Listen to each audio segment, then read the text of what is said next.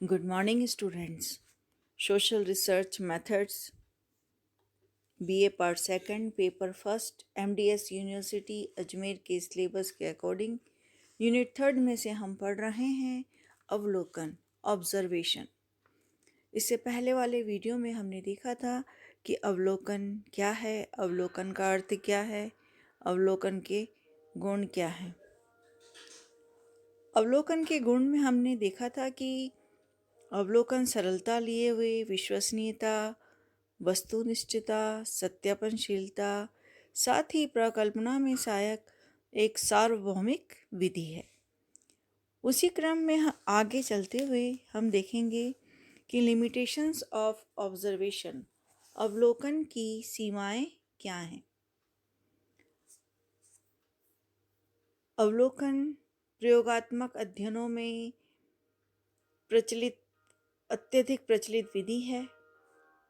Shrimati PV young के अनुसार समस्त घटनाएं निरीक्षण का अवसर नहीं देती।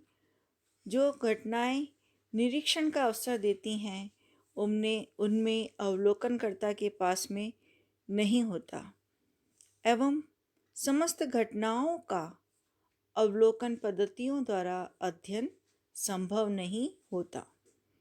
यानी समस्त घटनाएं निरीक्षण का अवसर तो नहीं देती और कुछ घटनाएं ऐसी होती हैं जिन्हें निरीक्षण करना अवलोकनकर्ता के पास नहीं होता और समस्त घटनाओं में हम अवलोकन पद्धति की विधियों का प्रयोग नहीं कर सकते।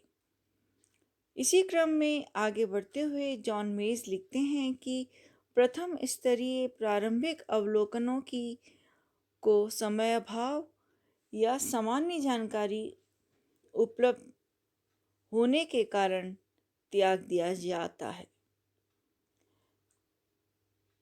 इससे आशय यही निकलता है कि अवलोकन पद्धतियों में कुछ कमियां या सीमाएं होती हैं जिनके कारण इसका प्रयोग सदैव और सर्वथा नहीं किया जाता है। अभी ये सीमाएं क्या हैं?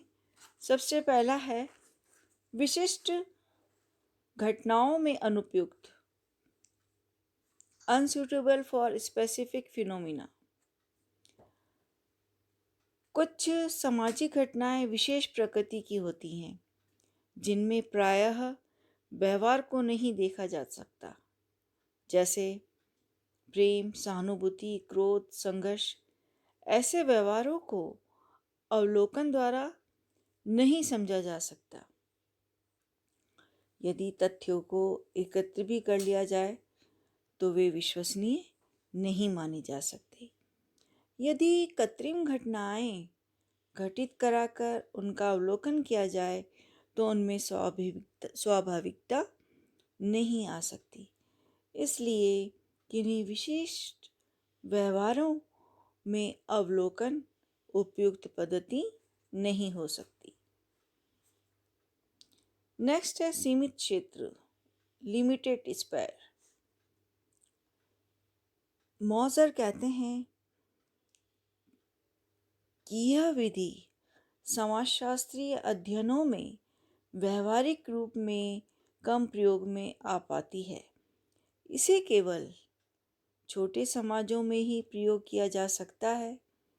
इससे समय अधिक लगता है, धन भी अधिक लगता है, साथ ही परिश्रम भी अधिक करना पड़ता है। अतः इसका प्रयोग सीमित क्षेत्र में होता है। नेक्स्ट है पक्षपात की संभावना, पॉसिबिलिटीज ऑफ बायस। अवलोकन में दो प्रकार की पक्षपात की संभावना रहती है।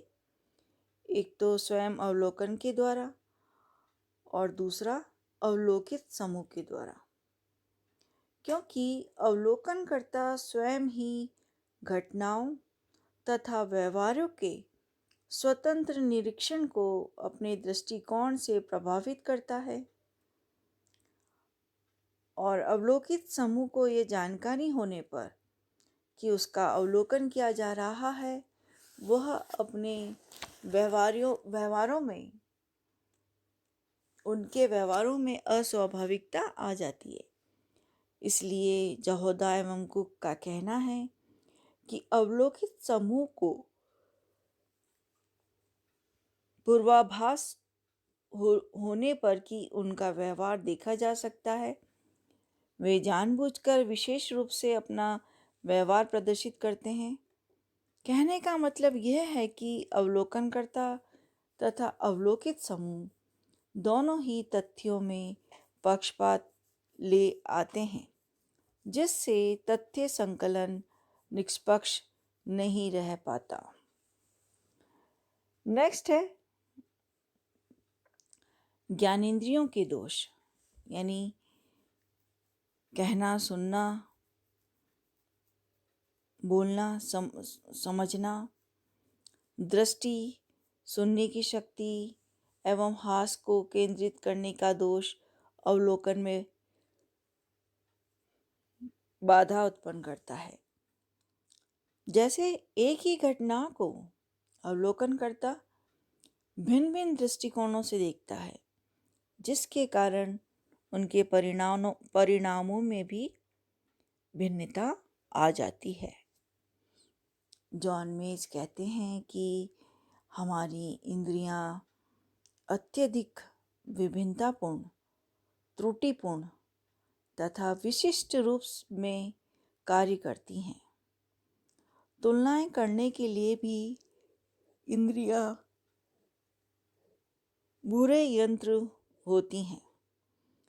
इसका अर्थ यह है कि ज्ञानेंद्रियां आकर्षक तथ्यों से प्रभावित होकर कभी कभी घटनाओं को सही अर्थ में नहीं देख पाती, इसलिए परिणामों में कमियां आ जाती हैं। इसलिए यह अध्ययन विधि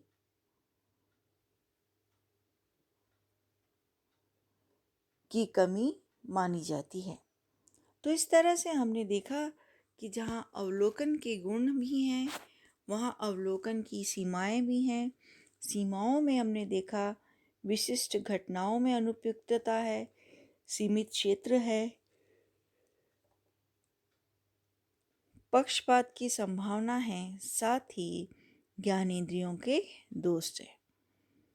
इसके अगले वाले वीडियो में हम पढ़ेंगे कि types of observation. Thanks, have a nice day.